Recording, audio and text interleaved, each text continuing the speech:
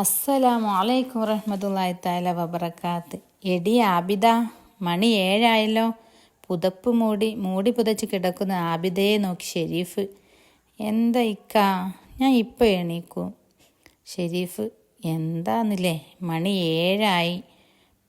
പടച്ചോനെ, ഈ പെണ്ണ് നിസ്കരിക്കൂല, ഒന്നുമില്ല പടച്ചോനെ. ഞാൻ തന്നെ ഒരു ഫ്രോഗടാ, അതിലും അപ്പുറം പടച്ചോനെ. ഇങ്ങനെയും ഉണ്ടാകുമോ? പെണ്ണുങ്ങൾക്കും ഇങ്ങനത്തെ സ്വഭാവം ഉണ്ടാകും. ഞാൻ തന്നെ ഇവളെ കണ്ട് ഞാൻ പഠിച്ചു.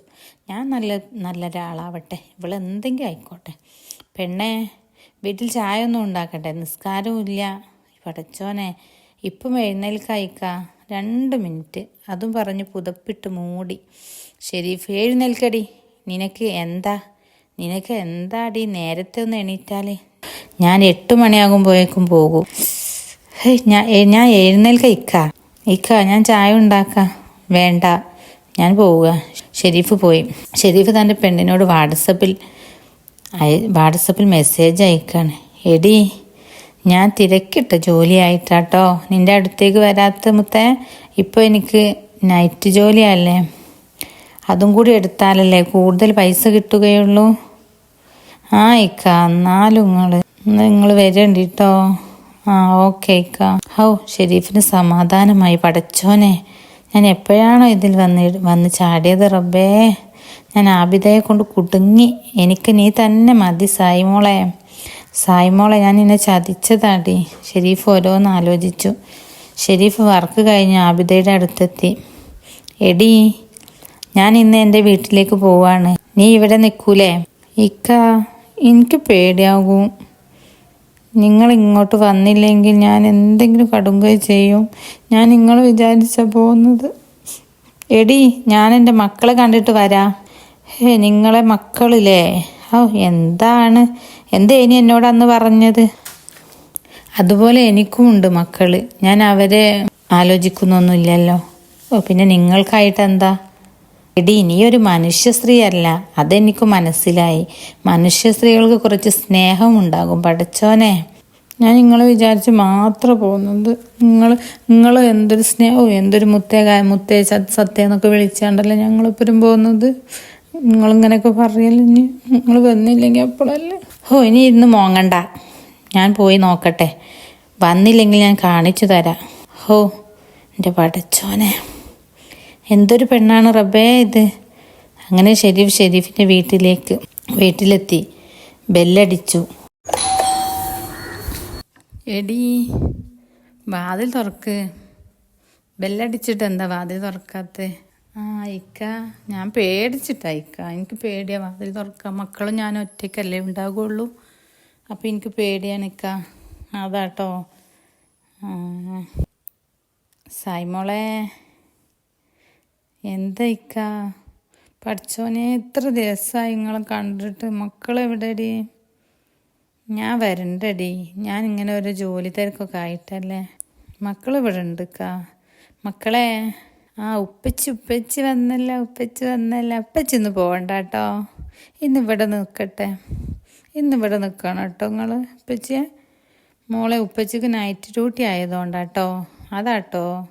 എന്നാലും ഇക്ക, ഒരു ദിവസം ലീവാക്കി നിങ്ങൾക്ക് ഇന്നൂടെ. മക്കൾക്ക് പൂതിയായിട്ടാ നിങ്ങളോടൊപ്പം നിൽക്കാനേ. ആയിക്കോട്ടെടി, ഞാൻ വരാടി ഒരു ദിവസം. ഇന്ന് എനിക്ക് പോകണം. എന്നാലും ഇക്ക, ഒന്ന് റെസ്റ്റ് എടുത്തോളി നിങ്ങൾ കുറച്ചു നേരം. ഞാനൊന്ന് കിടക്കട്ടെ, എനിക്കൊരു തലവേദന. പഠിച്ചോനെ, ഞാൻ വിക്സ് ഇട്ട് തരാം. തലയിൽ തടവി കൊടുത്തുകൊണ്ട് സായി. വേദന കുറഞ്ഞോ? കൂടുതലുണ്ടോ ഇക്ക? ഇല്ല പെണ്ണേ, എന്നാൽ കിടന്നോളിട്ടോ.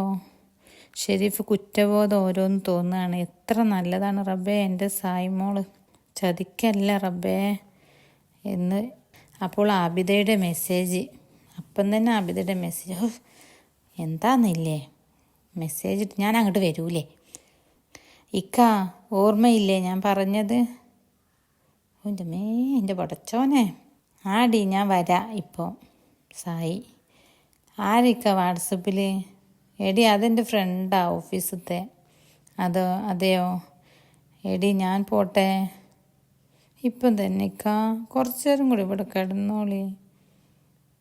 കുറച്ച് കഴിഞ്ഞിട്ട് പോകാം. അല്ലടി എനിക്ക് ഡ്യൂട്ടിക്ക് കയറാഞ്ഞാലേ നേരം വൈകൂലേ. മക്കളെ ഉപ്പച്ചി പോട്ടെ, ഞാൻ വരാട്ടോ മക്കളെ, വിളിക്കണ്ട കേട്ടോ. ഞാൻ പോട്ടെടി. എടി ഇക്ക ഒന്ന് കാണാനും കൂടി കിട്ടുന്നില്ല നിങ്ങളെ, എന്താ ഇപ്പം ചെയ്യുക. എടി ഒക്കെ ശരിയാവും. പാവം പെണ്ണ്, അവളറിയുന്നുണ്ടോ ആസിഫിൻ്റെ ഈ കള്ളക്കളിയൊക്കെ? പഠിച്ചോനെ അറിഞ്ഞാൽ എന്താകും. പിറ്റേന്ന് രാവിലെ ആസിഫിൻ്റെ മോനെ, ഇനി നീ ഈ ബന്ധം അങ്ങോട്ട് അവസാനിപ്പിച്ചാളിമ്മാൻ്റെ കുട്ടി, മൊയ് ചെല്ലിയാളി ഓളെ. ഇനി നമുക്ക് വേണ്ട കുഞ്ഞേ, വേറെ ഒരാളെ കൂടെ ജീവിക്കുന്നവളെ ഇനി നമുക്ക് പറ്റില്ല കേട്ടോ. ഇനി തിരിച്ചു വന്നാലും ആബിദയുടെ ഉമ്മക്ക് ആസിഫിൻ്റെ ഉമ്മ പറയാം, ഇനി തിരിച്ചു വന്നാലും അവളെ പറ്റില്ല. ആബിദയുടെ ഉമ്മക്ക് ആസിഫിൻ്റെ ഉമ്മ വിളിക്കുക. ഹലോ, അസ്സലാമലൈക്കും. വാലേക്കും അസ്സലാം. ഇങ്ങളാ? എന്താപ്പം? ഒന്നുമില്ല. ഞാനേ മോള് പോയ സ്ഥിതിക്ക് മോനവളെ മൊഴി ചൊല്ലിക്കോട്ടെ അല്ലേ, ആയിക്കോട്ടെ എന്ന് പറയാൻ വിളിച്ചതാ. ആയിക്കോട്ടെ. എൻ്റെ മോനക്ക് ഞാനൊരു നല്ല പെണ്ണിനെ കിട്ടാൻ ഞാൻ തിരഞ്ഞു നോക്കി കണ്ടെത്തി കൊടുക്കും. എൻ്റെ മക്കളെ പൊന്നു പോലെ നോക്കുന്നുണ്ടല്ലോ ആബിദാനെ. ഇനി എനിക്ക് വേണ്ട, എനിക്ക് പേടി. അവൾ കുറേ കാലം അവിടെ ഷെരീഫിൻ്റെ കൂടെ ഒന്നും നിൽക്കൂലെന്ന് എനിക്കറിയാം. ആർക്കും അവളുടെ സ്വഭാവം പറ്റില്ല.